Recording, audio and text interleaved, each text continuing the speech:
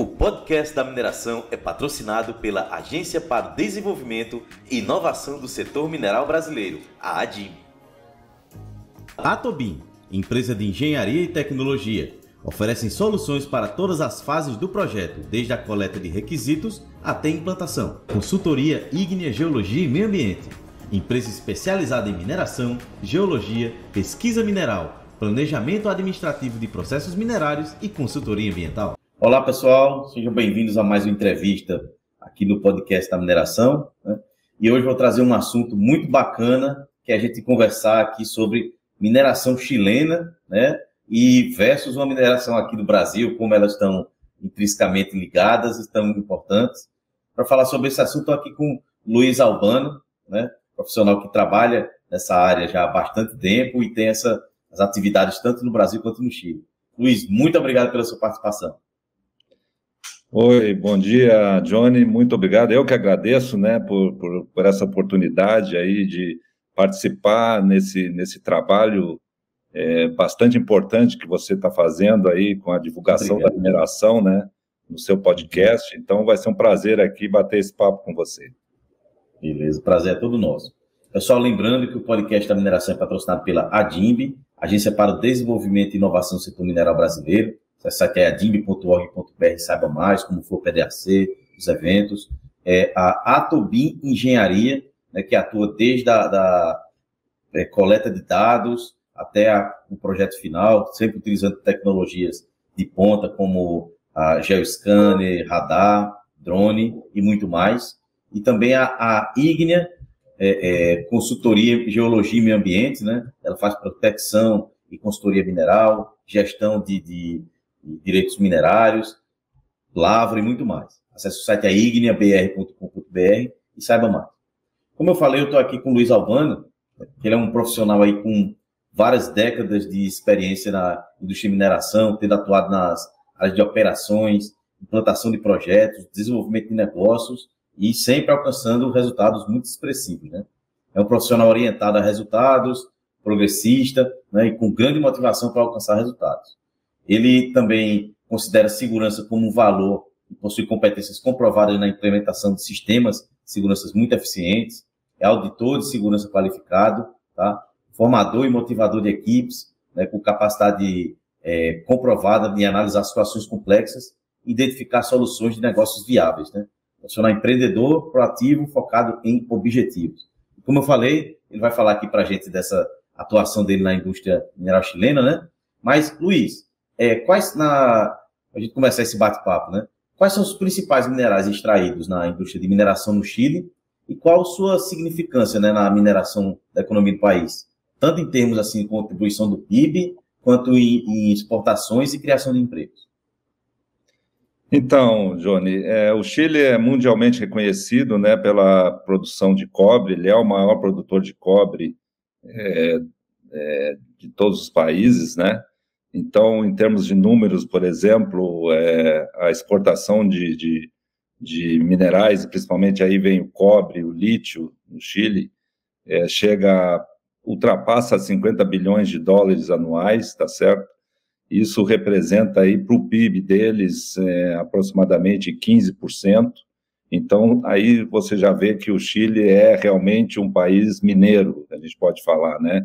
Só como ter um paralelo com o Brasil, a gente, por exemplo, o nosso maior produto de exportação é o soja, que, aliás, alcança também essa cifra de 50 bilhões de dólares anuais, né? Você já não ultrapassou isso, mas em termos de mineração aqui no Brasil, se você somar aí o que é exportado, como o petróleo e outros minerais, o ferro também, isso representa menos de 5% do nosso PIB, né? Então, novamente, isso dá um contraste bem grande aí, mostrando que o Chile depende muito da mineração, e isso tem toda aí uma influência, né, na cultura chilena. Por exemplo, eu tive a oportunidade de residir por lá por mais de 15 anos, né? Então dá para ver que a mineração lá é parte da cultura do chileno. Inclusive, é a atividade econômica mais visada pela população. Todo mundo lá quer ser mineiro, você não tem nenhum tipo de manifestações contrárias. Que sonho. Exato. Isso possibilitou que o desenvolvimento da indústria lá tivesse algumas particularidades que eu acho que tem muita coisa que a gente poderia aprender e trazer aqui para o Brasil. Exatamente, né? A gente estava falando aqui, que sonho, rapaz, a gente ter um país onde tem essa capacidade mineral e também importância, né, do profissional. A gente falando aqui nos bastidores, é como se, dadas suas devidas proporções, é a mesma importância de um médico, né? Tem aqui no país, é o que o minerador tem lá no Chile, né? Você acompanha isso daí já mais do que eu, na verdade. Exatamente, e isso não quer dizer, por exemplo, que a nossa condição geológica seja inferior à deles. Nós sabemos que pela nossa área territorial, né, a gente tem, inclusive, potencial de ser até maior na mineração do que a gente é no Chile. Mas o Chile, ele foi também privilegiado, né, pela condição geológica que ele tem, onde estão situados aí os grandes depósitos de pórfiro, por exemplo, o cobre. Aí se divide em duas áreas geológicas bem marcadas no Chile. Tem a Alta Cordilheira, onde predominam os depósitos de pórfiro, que são de alto volume e baixo teor, e depois, quando você vai já baixando de altitude, de altura, né, chegando perto da costa, você tem um sistema IOCG. Mas o Brasil também tem. Então, se você estava me falando que você trabalhou em Carajás. Carajás é uma das 3 maiores províncias de IOCG mundiais. O que está nos faltando? Está nos faltando um trabalho maior de ter um reconhecimento geológico melhor para a gente chegar aí, e eu acredito firmemente que a gente poderia chegar aí a níveis de produção chilena de cobre, inclusive. Eu sou uma pessoa otimista, mas realista também. Eu vejo um grande potencial de produção, por exemplo, do cobre aqui no Brasil, que poderia chegar a cercar bastante do cobre chileno, que hoje está produzindo aí em torno de 5 milhões de toneladas por ano, né? Exatamente, é uma quantidade muito expressiva, né? Essa quantidade aqui, a gente pode se tornar também extremamente competitivo, né? Em comparação com o Chile, né?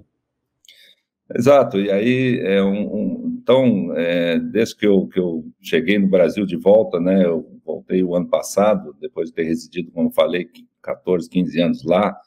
Então, quais são algumas diferenças que eu vejo aí que poderia, né, fomentar a mineração aqui no Brasil, copiando um pouco o modelo chileno e até, vamos dizer, melhorando, né?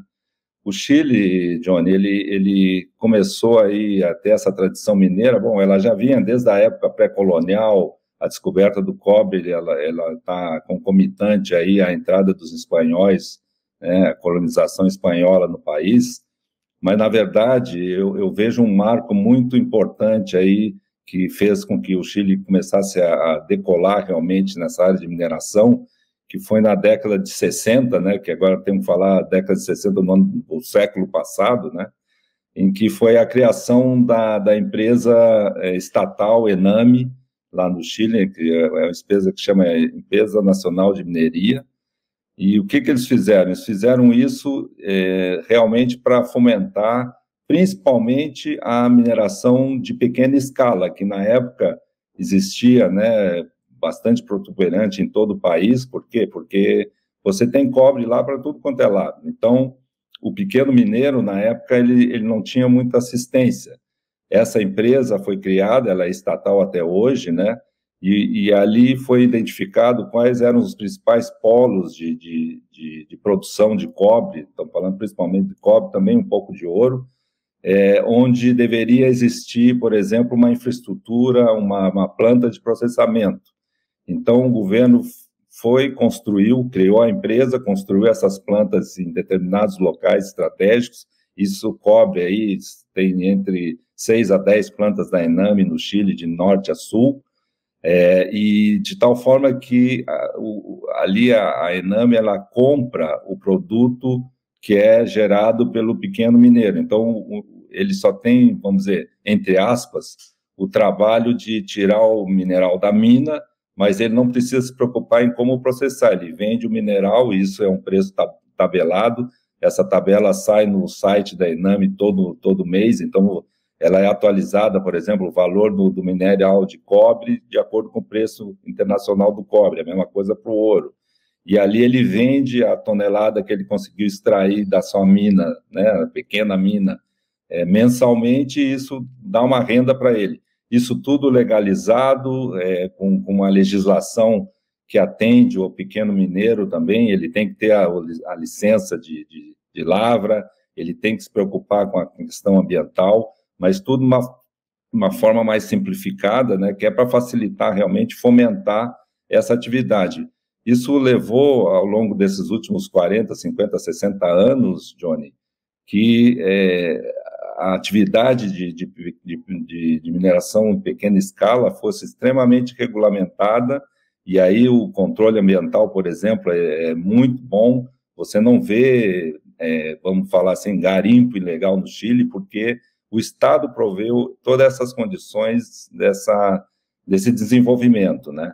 Isso depois foi também migrando para o que a gente chama de mediana mineria lá no Chile, que são os produtores de até 50 mil toneladas de cobre anual, tá? Que também foi para a mesma forma, é um pouco mais restrito, as regulações são mais, digamos, mais intensas, mas também são muito bem reguladas. Então, no Chile, na verdade, você tem 3 escalas bem definidas, que é a pequena, a média e as grandes empresas, né, que estão lá minerando cobre também. Cada uma tem seu nicho, cada uma tem seu regulamento, e isso fez com que o país crescesse, vamos dizer assim, e a mineração ficasse realmente importante a chegar nesse nível do PIB deles, que é de 15%. Realmente é algo bem expressivo, né? E no tocante, você já falou um pouco, né? Mas no tocante aos principais desafios inventados pela indústria de mineração no Chile, né? Como você pode citar que eles estão atualmente, né? E como é que eles impactam a economia do país? O Chile ele não é diferente de outros países. O que está acontecendo? Você vê os teores das minas, as de grande porte, principalmente, né, baixando. Então, isso está, digamos, forçando as empresas a trabalhar com uma escala maior para manter a rentabilidade.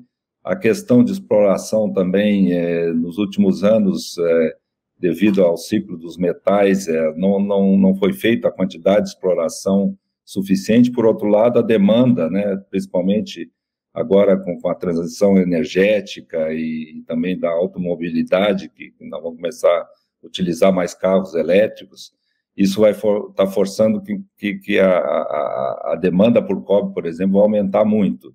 E as empresas, né, elas não estão preparadas para, em curto espaço de tempo, prover essa quantidade de cobre que vai ser necessária.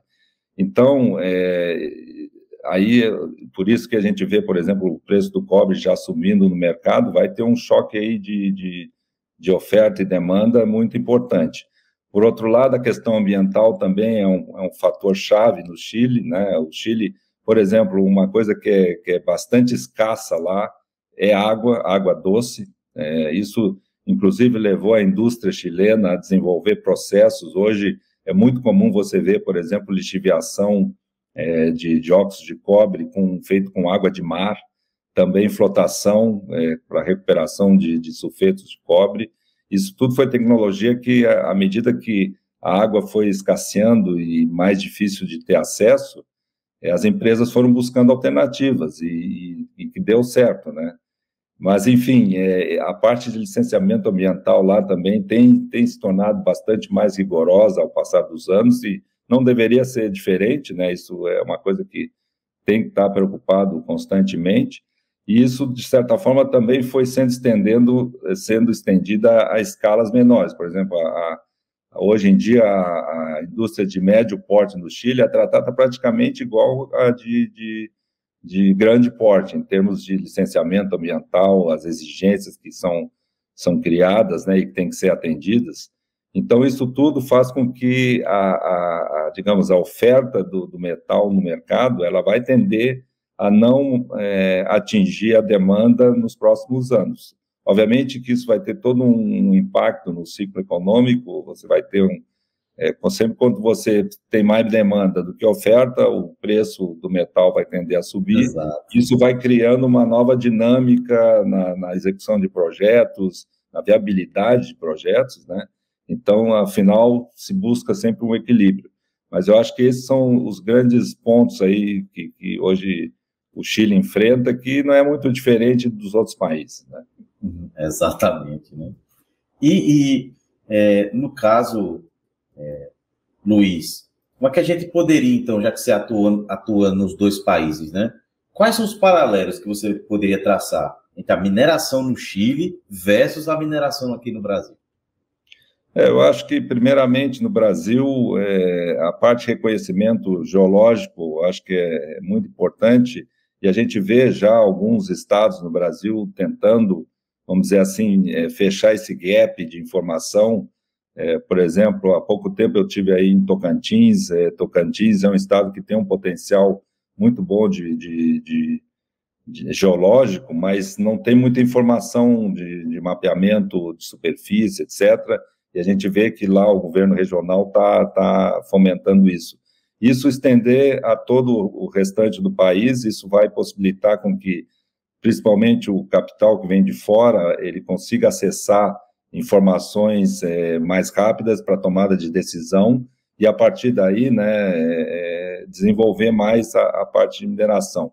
Essa parte de regulamentação da mineração de pequena escala, que no Brasil a gente chama, né, dos garimpos, apesar que já melhorou bastante desde a criação de algumas licenças que são hoje disponibilizadas, né? Se você quiser, por exemplo, começar uma lavra experimental num projeto de exploração, você pode utilizar a guia de utilização, mas aí, por exemplo, o limite hoje que a lei estabelece de quantidade mineral que você pode utilizar ou fazer a lavra experimental, comparado com o limite que tem no Chile. No Chile, você pode, como um pequeno minerador, processar ou retirar da mina até 5.000 toneladas por mês. No Brasil, uma guia de utilização, dependendo do material, do mineral que você vai lavrar, 5.000 por ano. Então, aí já tem uma diferença bastante brutal. Isso são todas adequações que a gente deveria se preocupar a nível de regulamentação, e isso faz com que, naturalmente, a atividade, mesmo do pequeno produtor, do pequeno, né, do garimpeiro, ela seja melhor facilitada e assim a coisa começa a ser fomentada, tá? Outro ponto principal é com as empresas júniores, né, que também atuam no Chile. Eu diria que no Brasil tem mais júnior que no Chile, e também tem algumas razões para isso, mas, novamente, fomentar essa parte de parceria público-privada, em que você tem uma empresa júnior desenvolvendo seus trabalhos de exploração e, de repente, já ter a facilidade para começar alguma atividade já de lavra para gerar a caixa que depois vai ser reinvestida em exploração. Esse é um modelo que poderia funcionar muito bem, inclusive é um modelo que eu tenho atuado bastante com meus clientes, né, de dar o norte, porque geralmente a empresa júnior de exploração, ela começa preocupada em descobrir o jazimento, que é natural, mas depois é bom também ter já uma visão de longo prazo, como tornar esse projeto, né, esse projeto que é puramente de exploração, já num projeto de desenvolvimento, inclusive já orientando para que as próximas sondagens já sejam feitas para trazer elementos que possibilitem fazer um desenvolvimento mais expedito de um projeto. É uma área que eu atuo bastante, tenho atuado bastante, né, com várias júniores que já estão presentes aqui no Brasil, e eu acho que aí seguiríamos um modelo muito parecido do chileno e chegaríamos aí às condições de resultados que eles têm por lá. Realmente, essa tradição, né, é muito bacana, né, e você falou muito bem nesse quesito, né. E outra coisa, Luiz, né, em comparação com o Chile, né? Você já até falou um pouquinho disso, mas o que você acha que poderia implementar, o que poderia ser implementado no Brasil que ajudaria, assim, a fomentar a indústria de mineração por aqui? Basicamente é o que eu já mencionei, Johnny, ter a vontade política de regulamentar melhor o setor, né?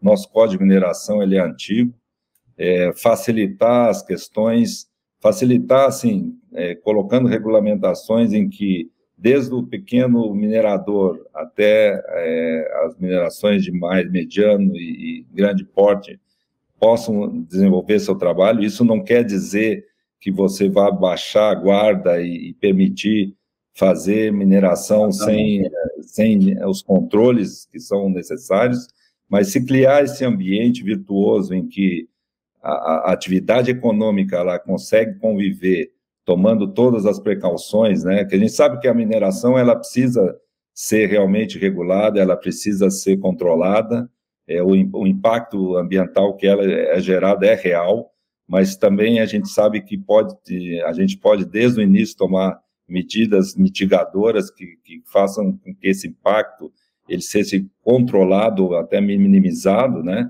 Se a gente tiver esse ambiente de execução dos trabalhos, igual como hoje tem lá no Chile, eu acho que a gente consegue chegar a níveis de importância da mineração no Brasil. Eu acho que a gente não vai conseguir nunca chegar ao ponto de ser comparado com a agricultura, que a gente é um país que a vocação é a agricultura, mas pelo menos aí extrair com racionalidade os nossos recursos minerais, que isso vai gerar riqueza para o povo. Então, é isso, com essa mentalidade, eu acho que a gente consegue aí se tornar um país bem mais mineiro, vamos dizer assim, e com orgulho de ser mineiro, tá certo? Que é o que a gente vê muito no chileno. O chileno, o sonho dele é trabalhar com mineração. Então, seria o meu sonho também que no Brasil isso ocorresse. Realmente, eu acho que você falou essa questão do agro, né? Eu falo muito aqui no podcast que a gente está atrasado aí nessa área de comunicação do setor mineral, pelo menos aí uns 30 anos, 40 anos. Porque eu era criança quando tinha lá os programas não sei o que rural, e isso em horários bem cedo, aí depois começou a entrar no horário nobre, começou a ter um canal só sobre isso. Eu acho que nesse ponto, a parte de comunicação, a gente tem que fazer mais, tem que ter mais canais, mais locais que falem realmente da mineração de verdade, né? Porque eu acredito que no Chile, eu já trouxe até aqui, tem o Panorama Mineiro, né? Que é um canal só sobre isso, já fiz entrevista com um pessoal de lá, e eles falam, a gente tem canal de televisão, que tem programa só sobre mineração, tem tudo isso, e deve ser algo que é do cotidiano, como é o agro aqui para a gente, né? Não, exatamente, e são duas atividades que podem conviver, inclusive podem se entrelaçar, né? Você tem, por exemplo, a mineração que produz aí os corretivos de solo, como calcário, gesso, isso é minerado, é produto minerado que depois é aplicado no solo para melhorar a produtividade agrícola, né? Então, são duas atividades que não são competidoras, são complementares. Então, por que a gente não ter ou dar a mesma importância que a gente dá para o agro, para a mineração, sendo que o potencial, eu diria que é muito similar, tá certo? Então, essa realmente é o nosso empenho. De certa forma, foi uma aposta que eu fiz eu poderia ter seguido, né, vivendo no Chile o resto da vida, se eu quisesse, né? Era cidadão, ainda sou cidadão chileno, mas eu acho que no Brasil, as oportunidades que a gente tem aqui no Brasil, na mineração, hoje elas sobrepassam exatamente o que tem no Chile. Porque, como eu falei, lá no Chile já foi revirado a parte de exploração, os jazimentos, já são bastante conhecidos. No Brasil, eu acho que a gente não conhece 30% do nosso potencial que a gente tem aqui.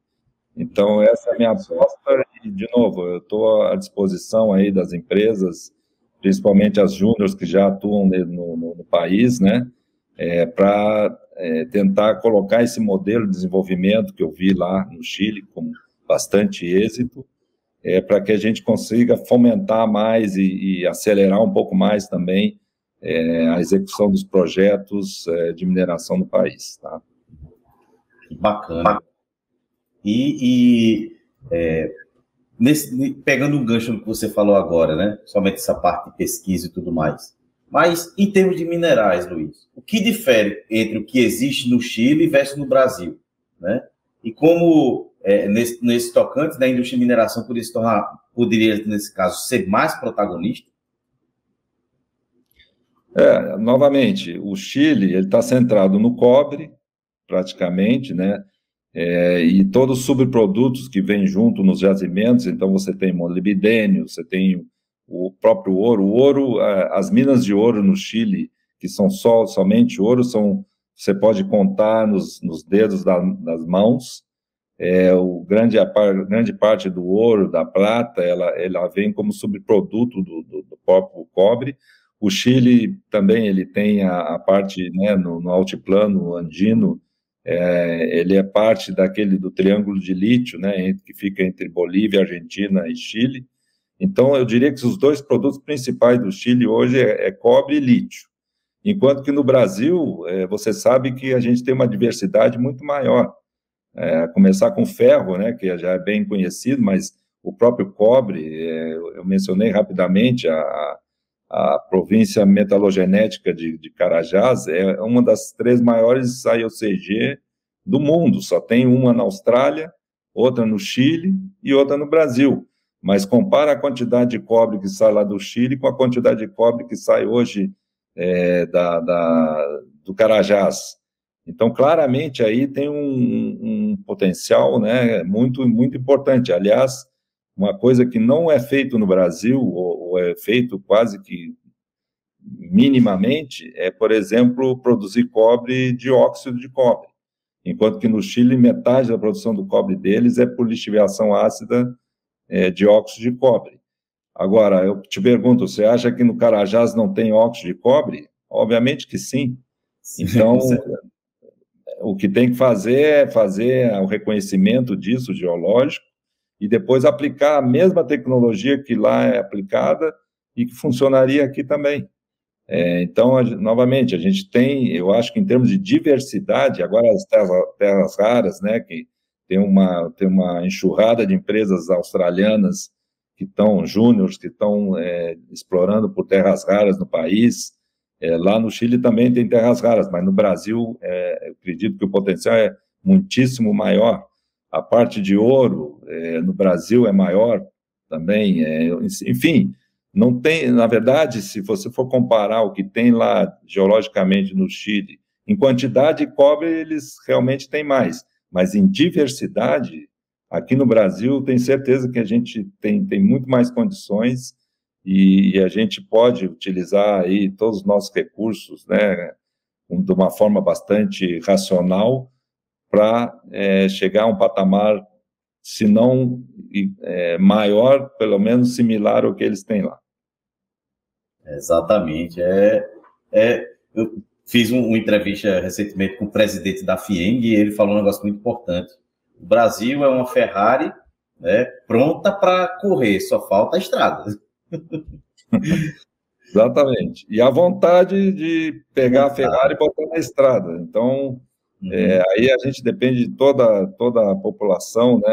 A gente precisa ter as entidades de classe, os governos, nesse intuito aí de querer agregar valor às atividades e gerar riqueza para o país.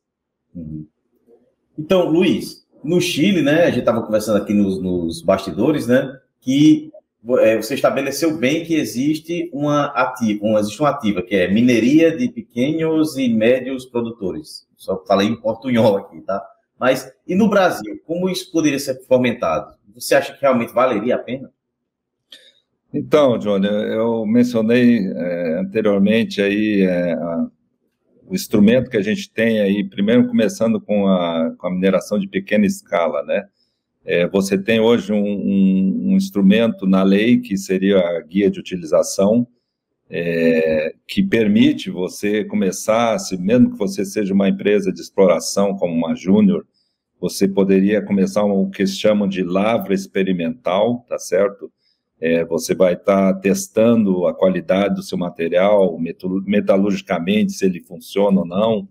Isso é permitido dentro de uma certa quantidade que é estabelecida, né? Tem uma tabela, dependendo de que tipo de mineral você vai estar lavrando, se é cobre, ouro, enfim, por tipologia de mineral, você tem um limite, tantas toneladas por ano total, tá certo? A primeira coisa que eu acho que tem que ser feita é fazer uma revisão nisso, tá certo? Permitindo que você consiga, com essa guia de utilização, fazer uma lavra de uma maior quantidade, obviamente colocando todos os requisitos ambientais, de controle ambiental, que são necessários. Não, a ideia não é liberar geral e deixar lavrar da forma que quiser, tá certo? Então, isso eu creio que iria regulamentar bastante melhor a atividade garimpeira no país, inclusive eliminando o garimpo ilegal, que é o que a gente quer fazer, porque, obviamente, que garimpo ilegal é o que causa os maiores danos ambientais, principalmente na Amazônia, etc. Então, esse é um ponto-chave. O outro é a conscientização, principalmente, aí, novamente, das empresas que estão fazendo somente exploração.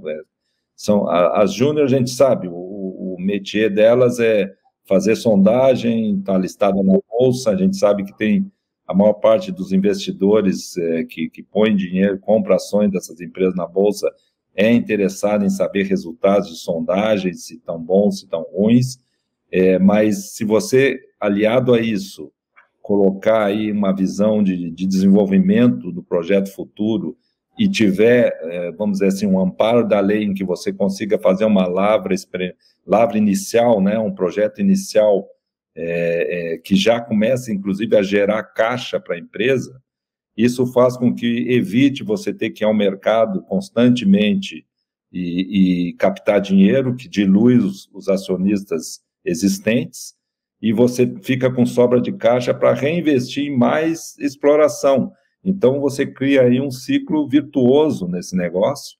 Agora, obviamente que isso precisa ter um amparo também de técnico muito importante, né? Porque, geralmente, quem está fazendo sondagem, que é a parte mais, são nossos colegas geólogos, eles têm muito receio de avançar já na segunda etapa, que seria uma lavra e processamento, né? Então, tem que ter também uma estrutura técnica que dê o suporte, e talvez até com grupos separados, que você consiga fazer as duas atividades em paralelo, mas que ambas se complementem ao final, em gerar um resultado econômico que, ao final, vai fomentando cada vez mais essa atividade, que é a atividade de mineração. Eu acho que isso é um ponto principal que pode ocorrer no país. A ideia da Ename, que eu comentei no início da entrevista, né, de ter essa infraestrutura de processamento de minerais que não necessariamente sejam ligados ao pequeno produtor, você ter disponibilidade de fazer plantas, por exemplo, no país, que possam comprar o produto do pequeno produtor. Isso no Chile a gente viu que é um modelo que foi muito exitoso desde o princípio. Hoje eu diria que já está um pouco caducado, porque lá também tudo que depende só do Estado acaba, né, perdendo um pouco o seu ímpeto. Mas se aqui no Brasil, por exemplo, a gente consiga fazer isso, mesmo o modelo Ename, com uma parceria público-privada, eu acho que também seria um outro fator importante aí para fomentar a mineração no país. Sem dúvidas, sem dúvidas, isso que você falou realmente muito importante, né?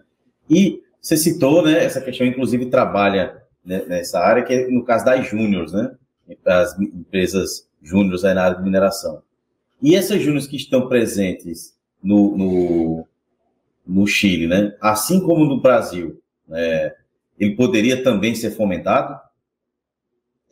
É o mesmo modelo que eu estou trazendo agora para cá. Lá você já tem isso, e inclusive hoje eu sou um diretor independente de uma das júniors que está no Chile. É um exemplo perfeito. Ela começou como uma empresa de exploração e hoje ela já tem uma planta em funcionamento em que está extraindo em pequena escala, tá?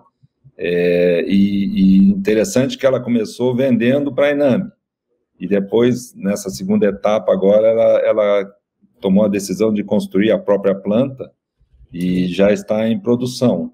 Então, é um modelo perfeito aí de mostrar que é possível, sim, você, como uma júnior de exploração, você também ir pensando mais a longo prazo e começar a atividade de mineração propriamente dita, voltando que a caixa que seja gerada volte a ser investida em mais exploração. Isso vai criando um ciclo virtuoso. Então, isso já é um modelo real para quem quer checar aí como está funcionando. Se chama Altiplano Metals, em que eu sou um dos diretores lá. Tá? E aqui no Brasil é igual. Você tem a quantidade de júniors que você tem no Brasil é muito maior até que no Chile. Então, esse é um trabalho que a gente está fazendo já com algumas júniors, e a ideia é que a gente consiga expandir isso para outras tantas aí que estejam interessadas, né? Depois eu vou deixar meus contatos também, para o pessoal que quiser entrar em contato, vou estar à disposição aí para dar essa assessoria sem problema nenhum. Bacana demais, né?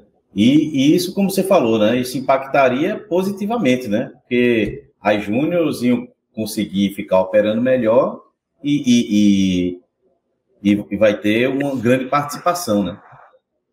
Exatamente. E tudo isso também faz com que, porque quando você começa você faz a sua descoberta, você acaba, né, começando até chegar na definição dos recursos, até depois chegar em reserva, existe todo um caminho a percorrer e hoje em dia as empresas são valorizadas não só pela quantidade de recursos que elas têm no terreno, né, na jazida, mas também qual que é a viabilidade técnico-econômica de você conseguir depois gerar, né, riqueza com isso.